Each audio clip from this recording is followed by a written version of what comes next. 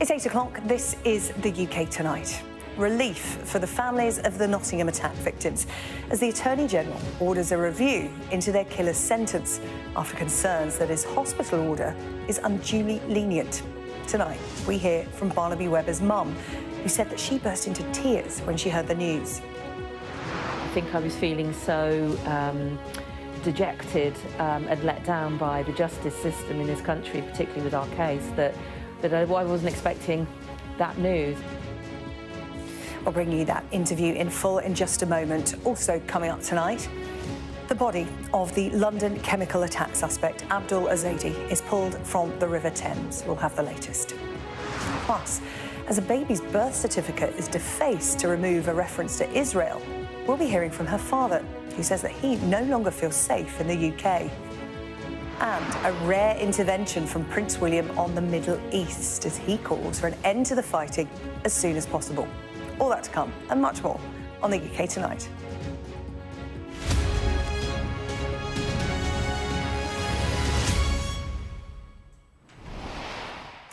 Last month, the man who stabbed 3 people to death in Nottingham, Valdo Calacane, was spared jail, given instead an indefinite hospital order. It's something the families of his victims, Barnaby Webber, Grace O'Malley-Kumar and Ian Coates, have described as a huge insult, saying they were blindsided by the decision not to pursue a conviction for murder. Today, a moment of relief for the families as the Attorney General referred his sentence to the Court of Appeal, saying it was unduly lenient. But as Barnaby Webber's mum, Emma, told me, this is just the beginning of a long process and just one of a list of failings in this case. Emma and I spoke a little earlier today, just after she'd heard the news from the Attorney General. We're feeling relieved that we've been listened to. We're glad that this decision has been made, but I think it's the beginning of quite a long process for us, because obviously there's other investigations going on. But yes, if I'm completely honest, we didn't expect to hear that.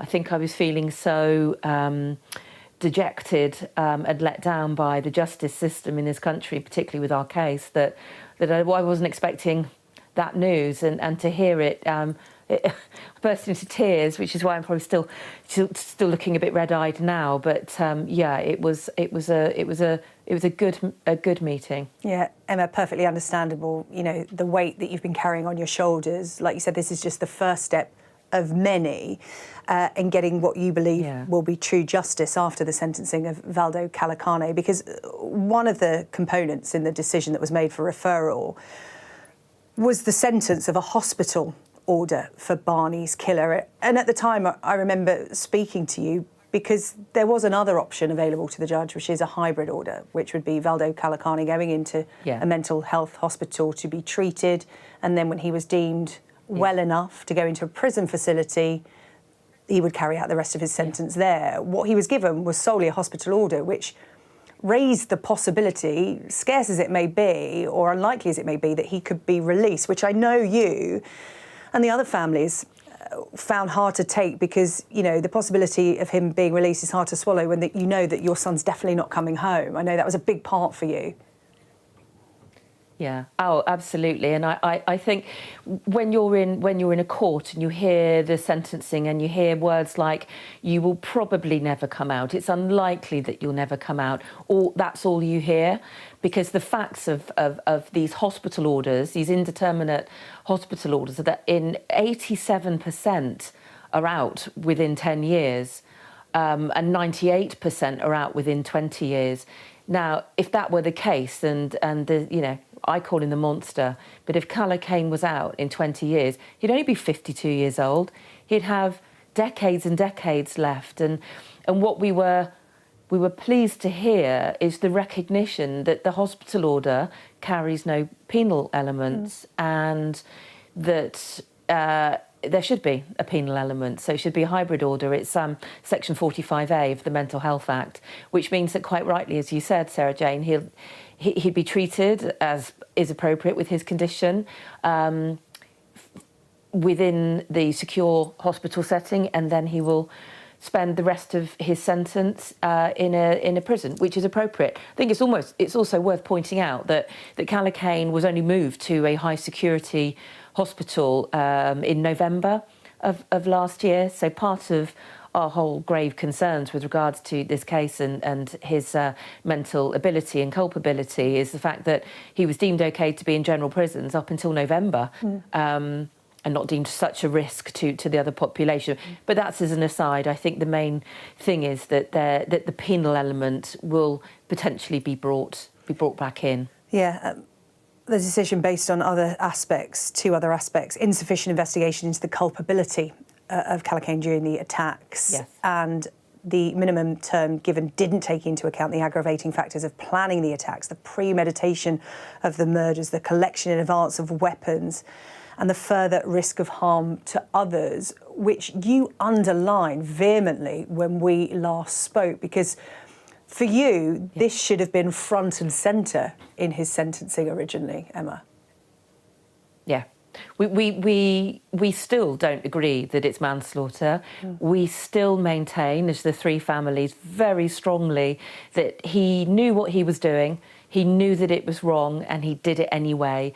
And it was as I said in my statement on the steps of the courthouse, we feel it was a trial by doctors. So that's why we can't feel vindicated, because we feel this is a cold-blooded murderer. We feel that he had ability and capability and culpability on the night and morning of the attacks.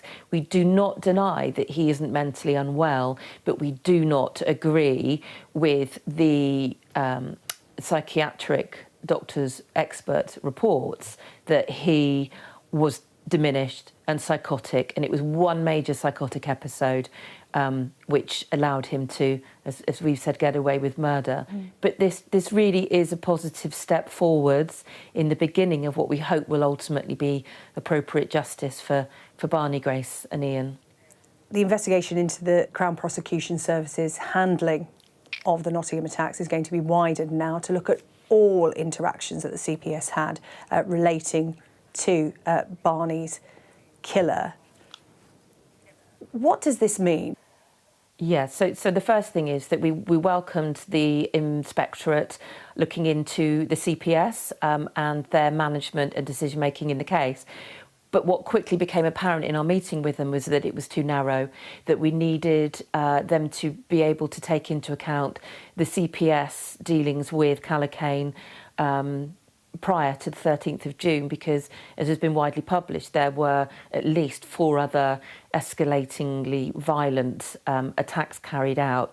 We were told on the 7th of December in a meeting that we held with, the only in-person meeting we had with the CPS and with the police officers altogether, that when we questioned why he hadn't been arrested, why he hadn't been charged prior, we were told by the CPS because it wasn't in the public interest. So we raised a very big concern then and have carried that through. So that has been widened to look into that. I think if anyone that was sat in the court case and heard the barrister, the theatrics of the barrister in defence, you would have thought that he was a very law-abiding, upstanding, hard-working, innocent individual who was smitten suddenly with this terrible psychosis and illness. Whereas actually the truth of the matter is that Callacane has a very extensive prior history of disturbing attacks on people, violent and non-violent, and for whatever reason, the majority of them weren't pursued by the CPS, and obviously there's now, it's become apparent that there was the outstanding warrant from the assault on the police officer and the warrant outstanding from September 22, which, had it been executed, would quite probably and possibly have changed the course of history, and I wouldn't be sat here today. Yeah, Emma, as you said, it's important to remember it's just one part of the tragic failures in this case. That was part of the statement that you and the other families involved put out, because, you know, investigation into the Mental Health Trust, the CPS, which you've touched on, and the Nottinghamshire and Leicestershire police's involvement in what happened. Yeah. You were told about inappropriate WhatsApp messages shared between police officers after the death of Barney, Grace and Ian Coates. What was your reaction to that? Because, again, you've spoken about how you feel so let down by the police that were investigating your son's death. We've heard this before, sadly, for other families, but to hear it yourself about your loved ones, what was your reaction? It's sickening, it's abhorrent voyeurism, and it's inexcusable. But what I also think we need to make abundantly clear is that we as families were not told by Nottinghamshire police force themselves that this had happened. We found out about it after the sentencing of Callaghan that week in Nottingham. I believe the hearings were moved, and they should have been the end of March for the misconduct, and they were moved, I say conveniently, because I'm suspicious, to the 19th of January. We have asked for clarification from Kate Maynell, the Chief Constable, of exactly the numbers involved, because we've heard 179 personnel requested and accessed files. We've heard that over 380 individual viewings were made of the data that was breached. And then we found out that there was a WhatsApp group that shared graphic descriptions of the injuries, both internally, they were shared, and externally. What happens now? You've got so much to do. There's so much you have taken on in terms of, pushing for investigations into mental health, knife crime, the police, the CPS. What's the next step in all of this, Emma? What I thought I might be talking about at this stage, having foolishly trusted in the criminal justice system, was we'd be talking about the epidemia of knife crime. We'd be talking about the wholly inadequate victim support that we have in this country. But at the moment, that has to be on our back burner. But we will talk about it, and we will have our voices heard, because we have to see change. But at the moment, we have to fight for the appropriate justice first and foremost. Well, during that interview, Emma touched on the use of WhatsApp by Nottinghamshire police staff. It comes after the force launched an investigation into staff who viewed material relating to the case, as Emma outlined there. Many of them had no need to do so, and there were messages on a WhatsApp group as well that were found to be inappropriate. Well, the force found 11 members of staff who did not have a legitimate reason to view some of the material in this case, and have now revealed that one member of staff has been sacked. Superintendent Andrew Reynolds, who is head of Nottinghamshire Police's Professional Standards Directorate, had this to say. 8 of these members of staff were handed non-disciplinary performance interventions, which is focused around learning, and 3 faced formal discipline. 1 member of staff has been sacked, 1 handed a final written warning, and 1 is waiting for their misconduct hearing to be heard. We've taken these matters extremely seriously. Those who access material without any legitimate policing purpose can expect the harshest of sanctions, including dismissal from the organisation. Police believe that they have recovered the body of the chemical attack suspect Abdul Ezedi from the River Thames. A boat crew reported a body in the water near Tower Bridge yesterday afternoon, which was then recovered by the police marine unit. Sky's Ivor Bennett joins us now live from Tower Pier in central London. Ivor, what details do we have at this stage? Yes, police say they strongly believe that they have finally found Abdul Ezedi. This is now 3 weeks after the Clapham chemical attack, of course. The body they recovered was found here on Tower Pier, very close to Tower Bridge. This is 5 miles from where Ezedi was last seen. They weren't able to visually formally identify the body, but they say they strongly believe and are confident it's Ezedi because of the distinctive clothing he was wearing at the time of the attack and because of property found on the body. Ezedi is, of course, suspected of carrying out that brutal attack in South London at the end of January on his ex-partner and her young children using a corrosive alkali. He himself was injured in the attack. He was spotted on CCTV in the hours afterwards with a large facial injury on one side of his face. That's after he went on the run. He was spotted in the hours after the attack using the London Underground, crisscrossing the capital, also then walking a route along the River Thames, passing very close to Scotland Yard and MI6 headquarters before he was last spotted on Chelsea Bridge, where he was seen leaning over the railings there, and that's where detectives believe he entered the water. 3 weeks later, here we are.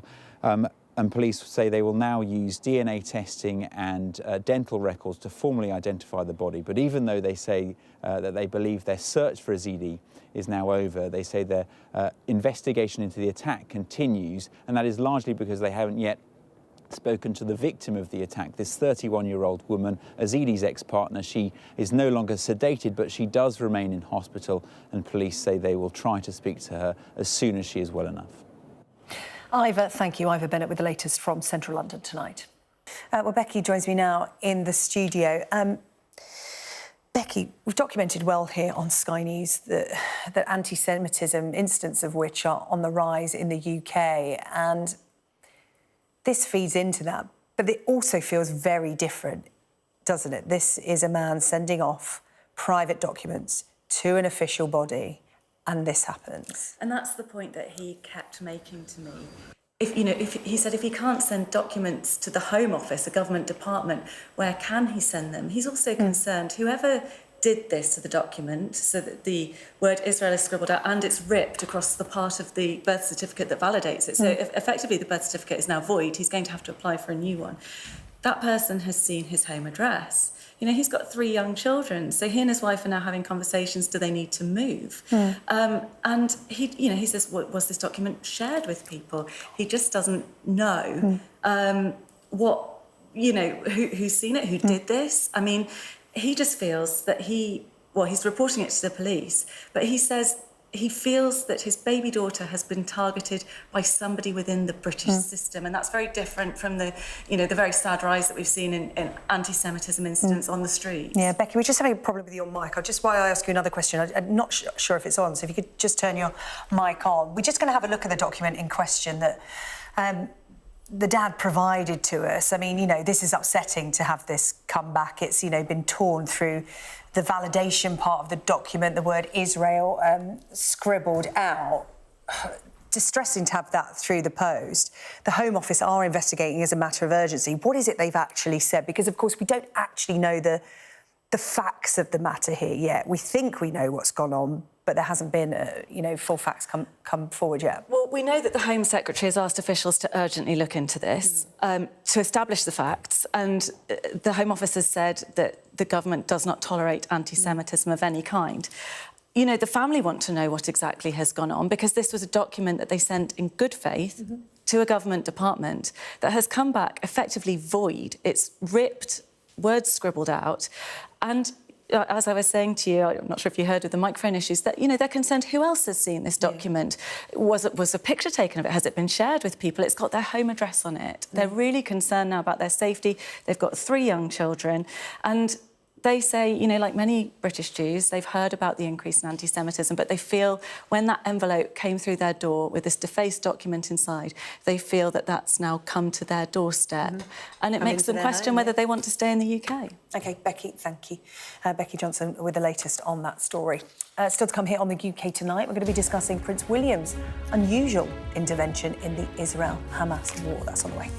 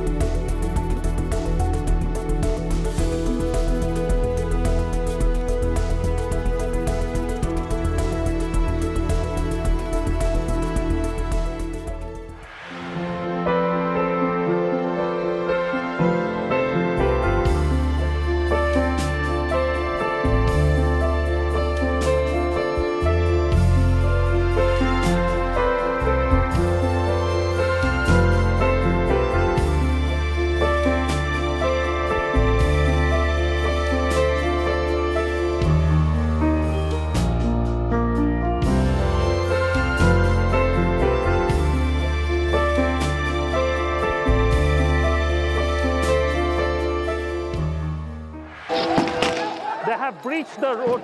There is a lot of gas being fired all around us.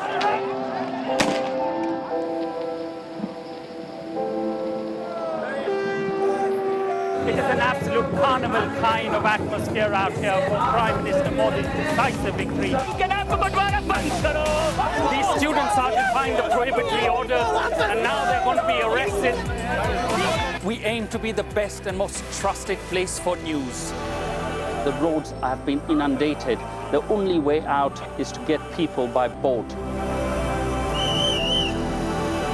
This on any given day would have been bustling with people, but today it's absolutely deserted. I'm Neville Lazarus, and I'm Sky's reporter based in Delhi.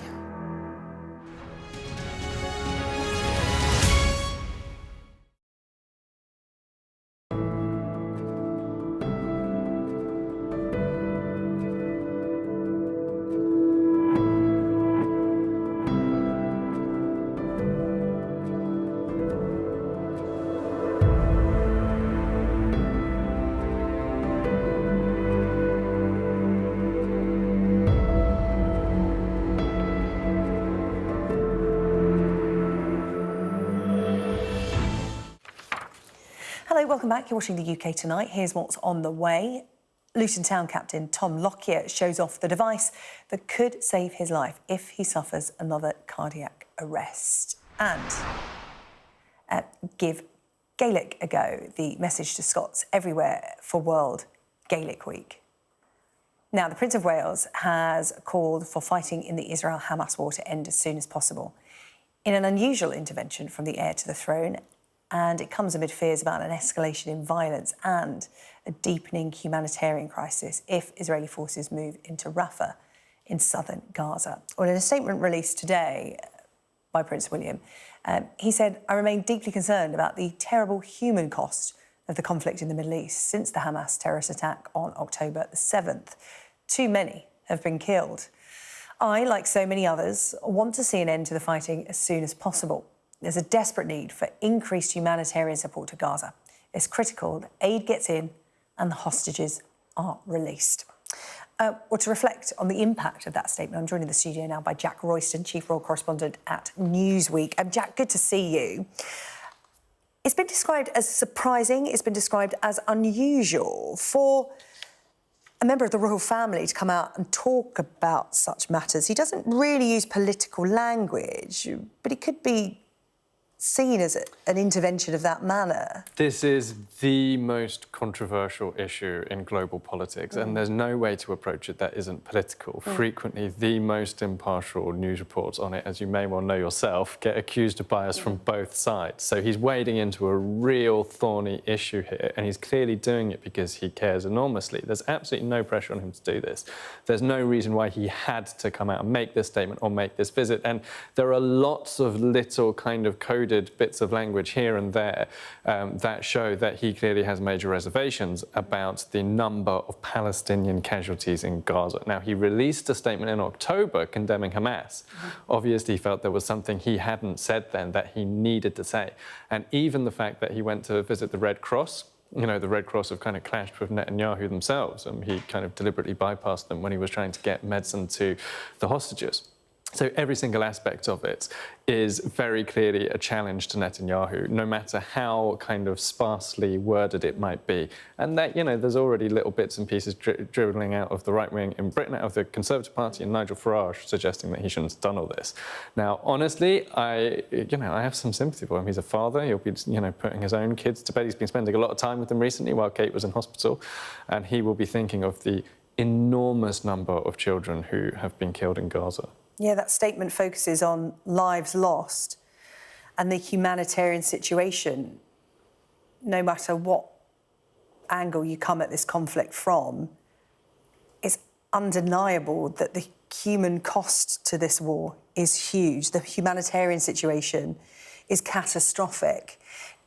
Do you think he felt on safe ground in that respect? Because how can you stand by, like you said, as a father, as a human being, and and turn away and not bear witness to what's unfolding. Yeah, I think international opinion on Israel is hardening, and I think he sees that as creating the space. Also, you've got a situation where Labour are starting to come around towards calls for, and they're saying a humanitarian ceasefire. Everybody's wording is slightly different, but there does seem to be movement. And so he's sort of positioned himself slightly behind everybody. So he's not called for an immediate ceasefire or an immediate humanitarian ceasefire. He's called for the fighting to stop. So I think he believes that as long as he stays sort of just behind the curve, then he will be on safe ground. But it is important to remember here that everybody who cares very passionately about the Israeli-Palestinian conflict, whichever side they're on, they have long memories, and they will remember. They will remember if they're grateful, and they will remember if they're angry. What do you think the impact of this statement will be in terms of moving the dial politically in this war? It may not do much, but it draws attention to what is happening in Gaza and the lives lost. And is that the real intention here? Yeah, I think there's an element of that. I actually also think there might be a bigger picture issue here as well, which is that Britain's reputation is on the line and America's reputation is on the line in relation to countries all around the world, but particularly, the 2 billion Muslim people on planet Earth who will care very passionately, many of them, about this issue. Britain and America have historically been allied with Israel, and there is a bit of a danger for Britain that if there is widespread international anger with Israel, that comes on Britain too. Now, William has been out to the West Bank himself. He's been on the ground in the West Bank back in 2018. He also has sitting on his Earthshot Prize Council Queen Rania of Jordan, being a big player in this region. And she is also very outspoken in advocating for Palestinian people. So William knows his stuff on this subject. He has the means to speak to people who really know the issue inside out. And it might be that part of the audience is actually also potentially in the Middle East, where he might want people to know that British people and the British royal family cares. And actually, the British royals are very popular in Israel. And Israel has always wanted, or many people in Israel, I don't assume the whole country feels the same way, but many people in Israel have wanted a formal state visit by the British royal family to Israel, and there hasn't been one. So yeah, they listen to the British royals. Yeah. Well, history and politics aside to this conflict, it's focusing minds on the innocents. Jack, really good to speak to you. Jack Royston, their chief royal correspondent at Newsweek, reacting to that unprecedented statement from Prince William earlier today. Thank you. Still to come here on the UK Tonight, a significant update in a story that we have been following since last year as the watchdog steps in on baby formula pricing. And the TV drama from the diaries of a doctor on the front line of the COVID pandemic. I'm going to speak to the woman behind Breathtaking.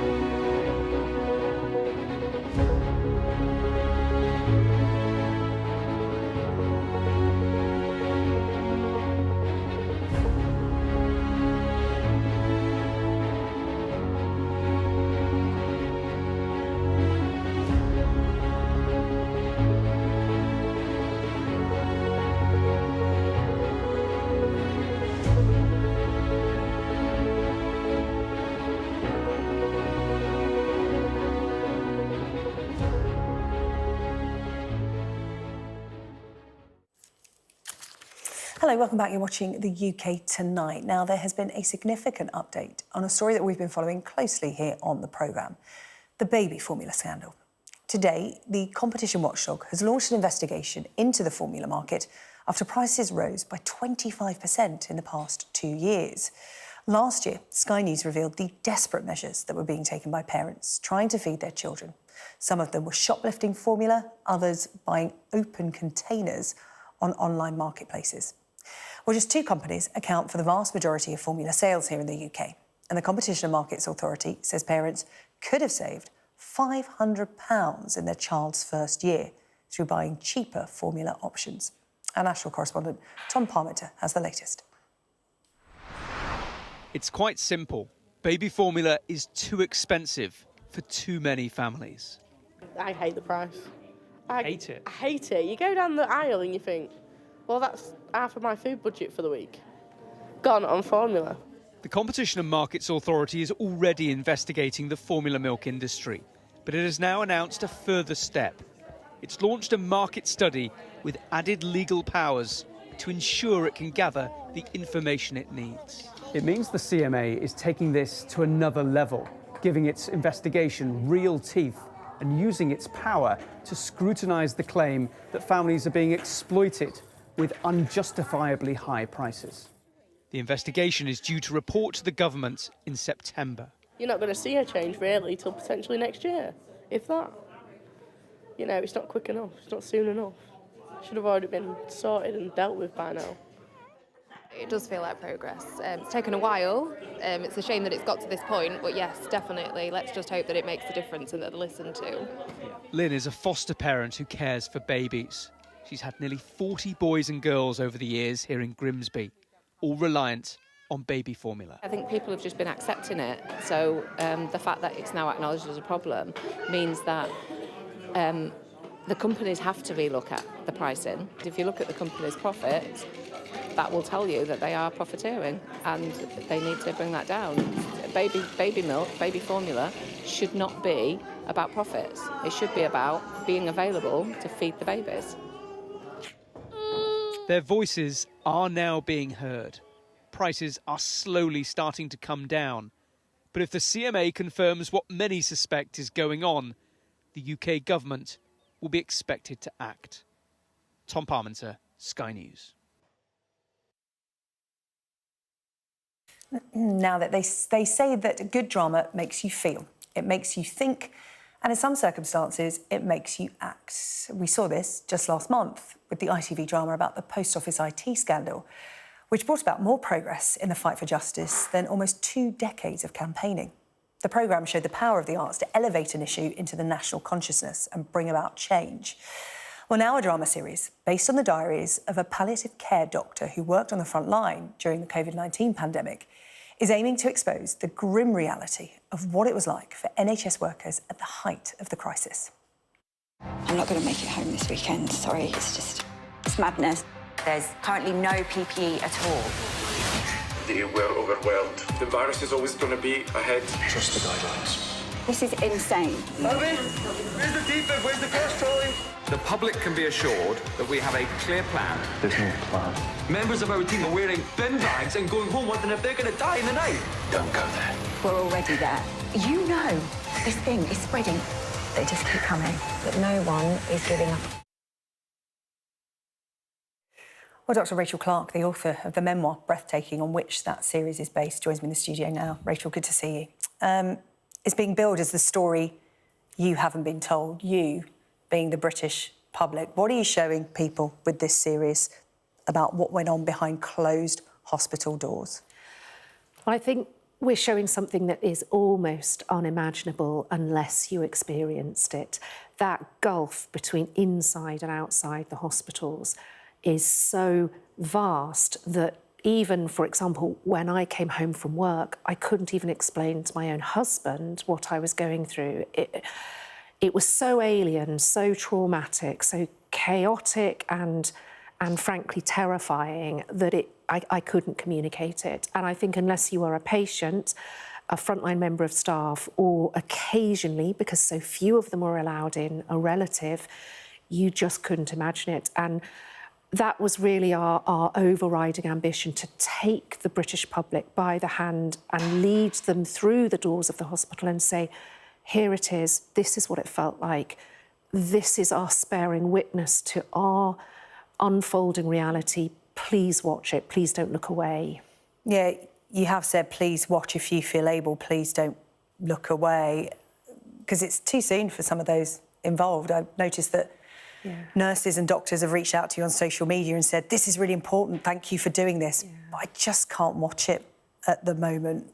Why do you think it's so important to relive this experience so soon? I mean, it's been 4 years, but that is very recent history. It's still so raw for so many people. Well, I think, and I know this from my work in palliative medicine, as an individual, if you go through a traumatic experience, there's a great temptation very often to sort of bury it, suppress it, say, right, I have to move on from that, one foot in front of the other, so I'm going to just consign that to history. And of course, with traumatic experiences such as grief, that often doesn't work. What you've tried to bury just festers, it's still there. And to some extent, I feel as though the whole country collectively has been through a trauma, which, of course, on the one hand, we want to forget, but actually, how do you do that if you're not talking about it, sharing what you went through with each other? I know that when I talk to colleagues in the NHS about COVID, nearly always, without fail, in a minute or two, they start to cry as they relive what they went through. That's real trauma that is buried, but having a terrible impact on people. And I think all of us, public as well, we all lost something during COVID. It was traumatic for all of us. And if we don't talk about it, how do we actually process it? In the drama, the characters are fictitious, but everything is based on real life experiences. Doctors and nurses, their testimony, including yours. So everything you see on screen actually happened up and down the UK. Now, what's interesting about the series is that it's cut between the drama and actual footage from news outlets at the time. At the time, the public was told the NHS was not being overwhelmed. It could cope. That was from the Prime Minister at the time, Boris Johnson. The public was also being told there is no shortage of PPE. That was from the Health Secretary at the time, Matt Hancock. What we're being shown here on screen in this series is actually that wasn't what was happening. In fact, it was the reverse. We just couldn't see it. Yes, precisely that. And for me, that was an imperative for making this series. As the pandemic unfolded, we knew from our frontline experience that Hancock's claims about PPE were not true. We didn't have PPE. There were colleagues dying in intensive care from COVID they'd caught in the hospital because they didn't have PPE. There were scenes of nurses in a storeroom making PPE out of bin bags. Yes, and that literally happened. And I vividly remember colleagues in other hospitals, other wards, who were told, no, you can't bring in PPE that you've gone off to B&Q or a DIY shop to wear. You are not allowed to wear this. It may frighten people. Take it off. Go back to being unprotected. And staff were terrified. I'd have staff coming to me saying, please, will you witness me signing my will, which I've made because I'm so frightened I'm going to die. And I think this is public service television in the sense that the public has a right to know what was really happening. It's just not right or acceptable that the public were not getting the truth from the government. I mean, this drama shows what you all went through with regard to PPE, with regard to your own personal home lives, you know, not being able to see your families. You know, you spent the last moments with patients, not their families, and even that was relatively anonymous because you had masks and shields. You know, you must still think about those people that you couldn't save. What do you want to happen from this series? Because we've seen the effect that Mr Vates versus the Post Office has had on another national scandal. What is it you want to happen from this? Is it a conversation? Is it perhaps for it to move the dial in the NHS strikes? Because, of course, you know, people will see, you know, how NHS staff literally put their lives on the line for us during that time. What is it you want to happen? Most of all, I want us to talk about this. I think there is an immense amount of healing that's needed in society, and the first step to healing and recovering psychologically from COVID is talking about it. But more specifically, it appalls me that not only have over 850 health and care staff died of COVID, but right now there are thousands of staff who are deeply traumatised, who cannot access any psychological support from the government. There are staff who have been left severely disabled from long COVID. And even now, when we go into our hospitals, we don't have the proper PPE. We don't have... Still, we have pitiful paper masks. We don't have the proper masks that protect you. That is a national scandal. That's treating staff as though they are utterly expendable, and it's wrong. And I think the public has, the government has a duty to protect workers truly and actually address the fact that there's a mountain of psychological and physical suffering in the NHS. As the legacy that they're ignoring of COVID within the system. Yeah, absolutely. Dr. Rachel Clark, well, you're giving them a voice, and thank you for that. The series is on ITV now. In fact, I think the second episode is tonight. Thank you so much for joining us, Dr. Rachel Clark. It's a pleasure. Thank you. Well, the Department of Health and Social Care have released a statement to us saying that throughout the pandemic, the government acted to save lives and livelihoods to prevent the NHS from being overwhelmed and deliver a world-leading vaccine rollout, which protected millions of lives across the nation. The statement goes on to say, we have always said there are lessons to be learned from the pandemic, and we're committed to learning from the COVID-19 inquiry's findings, which will play a key role in informing the government's planning. We will consider all recommendations made to the department in full. That is the response from the Department of Health and Social Care. Coming up on the UK tonight, ever thought of giving Gaelic a go? What better a time than now during the week that celebrates it? And Andy Murray has won his first match of the season. We'll show you how he did it next.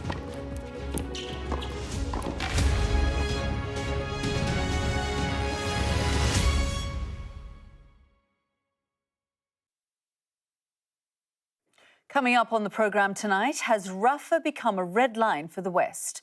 America's approach has been a confusing one today. First, they call for a temporary ceasefire, then they block a resolution demanding an immediate end to the fighting. We'll be talking about that and hearing from a doctor in Gaza whose hospital was stormed by Israeli soldiers. The injury of the children was so difficult because, like in the head, in the face, in all parts of his body. It's coming up in less than 15 minutes.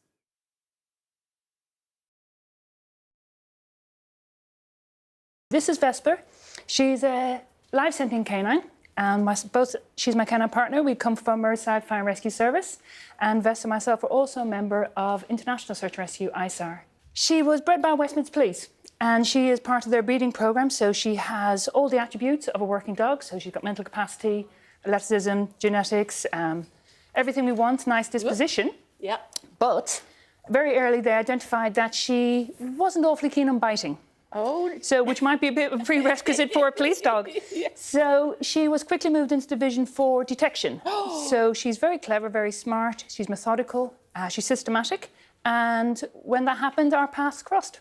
Yes, she was part of a keen team that went over to support Turkey after the earthquake and Morocco. So we're deployed under UK ISAR, funded by FCDO, and we get deployed to underdeveloping countries to offer UK aid in times of disaster. So she is a life-sentient canine, and what her role is we work together with a team of other dogs, also in a very large team with UK ISAR. The dogs are really critical in their intel to what they give the incident commander. So she will go over collapsed structures, rubble, and she will indicate with a bark indication at orifices or any parts of the rubble where live scent is emanating. And then we can move on and, at a very fast approach, find and identify areas where live scent is emanating so the team can eventually effect a rescue. It's a very dangerous job, isn't it? Yes, it is. And the... Look at that. I know, she looks like butter wouldn't melt here. Yes, it is, but it is risk assessed. And we are all professionals. We are firefighters from 14 different fire services across the UK. Trained professionals, and the dogs are a team member just like everyone else who's valued on it. We are now off to the Kennel Club, where the official launch is of the finalists that will be proceeding to a UK vote to vote for the UK's nation favourite. Yeah. Vespa's category is Extraordinary Life for Working Dog. Yeah. Which I think had a little bit of a twist in it when she didn't like to bite. She likes people. Yeah. One of the little phrases that's been coined is she's a lover, not a fighter. So, and how do people vote for her? She gets on the Kennel Club website. It'll also be tagged on Merseyside Fire and Rescue. So look at all the worthy contenders, all the finalists that are there. Pick your favourite. It's a nice competition. The winners will be launched on Mother's Day in March, and we will be at Crufts. Looking forward to it. Coming up on the programme, do you fancy giving Gaelic a go? Yes, I said it right. I've been saying Gaelic all show. It's Gaelic. Yes! Offending all my Scottish viewers, I'm so sorry. This is the message to Scots and those further afield during World Gaelic Week. Yes! Teddy, can we celebrate a small success? Beautiful, We're talking about the Gaelic language and I keep getting it wrong. I failed my first lesson. I think I'll put you off to talk about Gaelic football as well. Exactly. Yeah. I said garlic earlier. Anyway, we'll move on. Let's talk about some remarkable pictures coming from the Luton captain, Tom Lockyer. Now, viewers will remember him collapsing last year. He was on Super Sunday at the weekend, wasn't he? Of course. Yeah. His club Luton playing Manchester United. And he's got an important message, hasn't he? That's why he's released these pictures. Yeah, I think it's basically detailing how his life was saved. And it was really shocking pictures. The match at Bournemouth was abandoned. He'd had a previous heart scare in the playoff final, had gone to hospital before when Luton won through to the Premier League. But then the game at Bournemouth went down, was clinically dead, he's revealed, for 2 minutes and 40 seconds. Back at the weekend, as you say, to watch his club Luton play Manchester United. He's been speaking to the media. And we can see him now explaining his defibrillator, the implanted cardioverter defibrillator, how it all fits together in his chest. So that's my battle wound.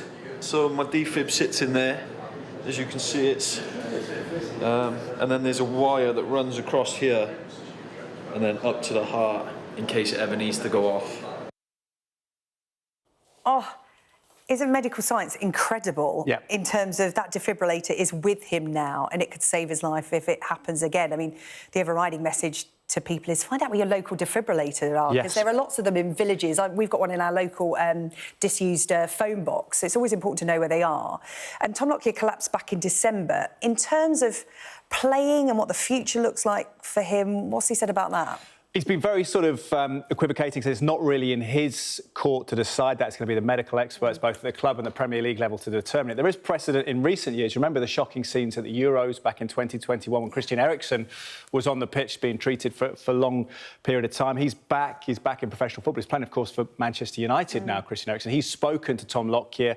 Charlie Wyke's another EFL player who's had a similar situation. Daley Blind, former Manchester United defender, had a heart attack as well. He's back playing. So there is precedent, but he says at the moment he's just taking it easy. He's got a baby expected, his first one anytime soon. His girlfriend's pregnant, so it's a good time for Tom Lockyer. We will keep you posted, of course, on his future plans, but the good thing is that he's here and fit and well.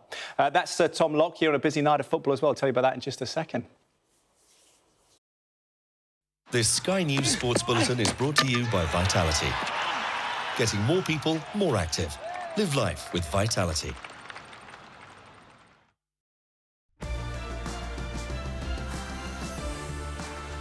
What we're going to do is play a little game called Fill the Blank. So all you've got to do is I'm going to read out a sentence, you're going to write down the word to fill it in. We're going to trust your spelling. I'm going to help you out if you don't know. I probably won't be able to, but I'll try my best. So yeah, just write down the word to finish the sentence. The first one is playing for Manchester United is. Just get rid of that bit. It's fine, yeah, just turn it around. I think I spelled it right. Let's have a look. Incredible. Incredible, you have spelled that right, don't worry. Talk to me then about the last 10 years and how you kind of feel like you've developed and changed during that time. No, first of all, it's, I put down incredible because it's one of the biggest clubs in the world, if not the biggest. And it's obviously a real honour to be here for so long. It's kind of my home now because I've been here so long, and of course there's been a lot of ups and downs, but I'm incredibly happy of the times I've had here, the good times, and for me, I'm very ambitious, and I think there's still a lot more that I want to achieve here. Well, that leads me nicely on to the next one then, and that is the aim for this season is. Yeah, just turn it around to us. Win the FA Cup and. This Sky News Sports Bulletin is brought to you by Vitality. time for a quick look at the weather. Warm memories wherever you go. The weather, sponsored by Qatar Airways. It's going to be mostly mild this week with spells of wind and rain, but it will feel noticeably colder by Friday as temperatures return to near average. Southern Britain is going to be mostly cloudy this evening with some outbreaks of rain, especially for the southwest. Elsewhere, mainly dry, blustery showers over northern and eastern Scotland clearing. Mainly dry at first tonight, although damp in the south. The weather, sponsored by Qatar Airways. Now, we always like to leave you with something weird or wonderful, and people in Scotland and indeed around the world are being urged to give Gaelic a go. This is for World Gaelic Week. Events are being held throughout the next 7 days, aimed at everyone from fluent speakers to those that don't speak a word. Well, Michelle MacLeod, a professor of Gaelic at Aberdeen University, joins me this evening. Really good to see you. I was getting a bit confused with Gaelic and Gaelic earlier on. Talk to me about how people could differentiate the difference. Sure, Fescarma, good evening. Generally in Scotland we talk about Gaelic, but Gaelic is also acceptable. Some people in Nova Scotia, in Canada, where Gaelic is also spoken, still say Gaelic, and across Scotland some people say Gaelic also. But generally most people say Scottish Gaelic and Irish Gaelic. The languages are related. It's acceptable because I was getting it wrong at the start of the programme and for some reason I couldn't get myself around Gaelic. So, you know, lesson number one, get the name of it right. Talk to me about its surge in popularity. Where has this come from and why is it so important? Well, currently there are lots of new people learning Gaelic. I think people are valuing linguistic diversity and realising that the language which has been spoken in Scotland for more than 1,500 years is at threat. There are fewer speakers than there have been ever in its history, but we want more speakers. So more speakers are learning and enjoying the opportunity to learn about Gaelic language and culture and its rich tradition and heritage. Is it easy to learn? Well, I don't think it's any more difficult than any other language. I think all languages have challenges. I think if you come to it with an open mind and a willingness, then there are plenty of opportunities and Gaelic speakers will welcome all new Gaelic learners. It's interesting, isn't it? Because I remember being picked up by a viewer for not saying loch properly, by saying loch with a hard K, and I always remember that because there is a certain sound to the Gaelic language that, you know, it doesn't quite sound the same in an English accent, does it? No, but I think that's the same with any languages. They all have their distinct sounds, their prosody, their musicality. And that's one of the fun things about learning a new language is that you have to acquire new sounds and make funny faces when you're learning these new sounds. But people are receptive to that when you learn a language. We know what it's like to speak to people who are learning languages and second language speakers of any language are always welcome. OK, well, Professor, we might be speaking a bit of Gaelic already because words like shindig, slogan, smashing and shanty are popular in the English language and they derive from Gaelic. We've got 7 seconds. How do you say goodbye in Gaelic? Mar sin leave. On that note, we'll see you tomorrow at 8.